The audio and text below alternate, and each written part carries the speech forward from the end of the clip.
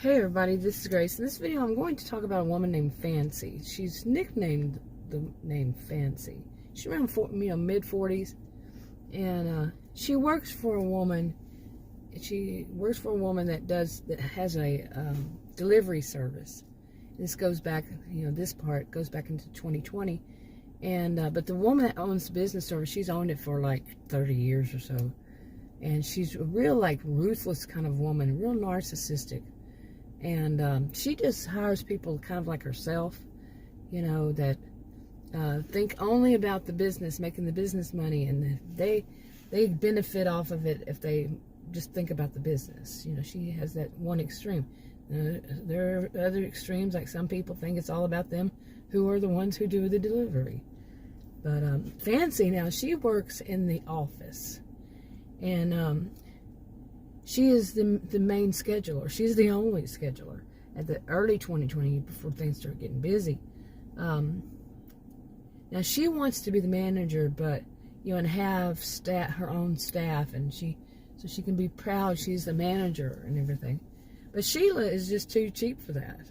So Sheila, she wants it all about her making money. She rushes. She schedules them for the very little time to get from one order done before there's another order, and she makes fancy scheduling like that.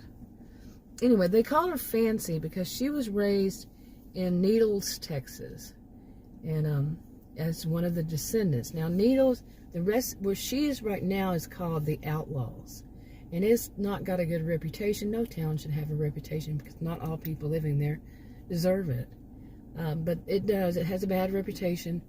And the people that live there can't buy property in the rest of it unless they are descendants. Buy your own. And Fancy is one that married somebody in the Outlaws, moved there, but she's still a descendant. She still owns property.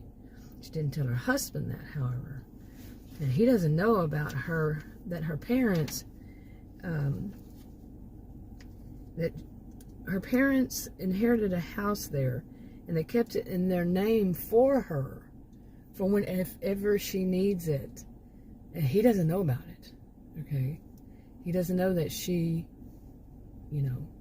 could leave him and live in the rest of the county where it's very wealthy, and she would get dividends and all this kind of stuff, all these kind of perks. She doesn't know it. But, now let's see. I'm looking at my notes. Anyway, they call her Fancy because she's different than people in the Outlaws. The people in the Outlaws, they, not all of them. That's the thing. It's not a one-size-fits-all. But the other ones, they're kind of rude. They're kind of, some of them are bad, some of them are rude. They're just not the nice people. The people in the rest of the county, overall, they are good, decent people. Okay. Now, she has this husband, and she moves with him where he lives. Now, he could have moved with her, but her parents didn't, Anyway, they held the property for her. So she didn't tell him none of this stuff. Even though they do sign contracts when they get married, they had prenups, But he's the type that, I'm not reading, I'll just sign, this kind of thing. Doesn't realize what he signed is that any property she would inherit, he cannot touch in any way, shape, form, or fashion. So, anyway, she starts to, Fancy, she starts to question her, she doesn't question him, but she starts to wonder about him. She thinks he's having an affair. She overheard him in his office one day, saying some things, and to someone over the phone, and she started to notice, his whole lifestyle, the way he was, started to change, and she starts to see a pattern of when he says he has to go out, when the calls come in, and when he has to go, she noticed these patterns about phone calls at certain times, these kinds of things, and so what she does is she puts a security camera in his office and tapes his calls. And it really makes her wonder, is he having an affair? Now, she has backup. She can go somewhere. She has somewhere like I said, she could go to her parents and get her inheritance. And but she's a little bit, you know, she's not the nicest person in the world either. I should say that she's got this, she's got a little bit of a bad side to her, but still, she's like, you know, what is she going to do? Is she going to leave him? Because she wanted to become a manager, then get life going for herself the right way she wanted it. But then she starts to think this is too much. You know, if he is cheating on her, if she gets more information, finds out, she can just say good riddance and go.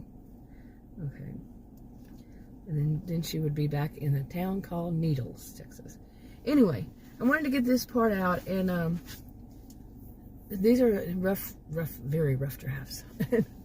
It's part of a series of hypothetical-fictional stories that I'm writing, have been for years, and it helps me to organize them by making these kinds of rough drafts. So, okay, so anyway, you know, things could change because they are rough drafts, and it helps me to organize. But anyway, I wanted to introduce her a bit. She has more of a storyline eventually coming down the pike. And so I'm wrapping it up. I'll talk to you on another video. Bye.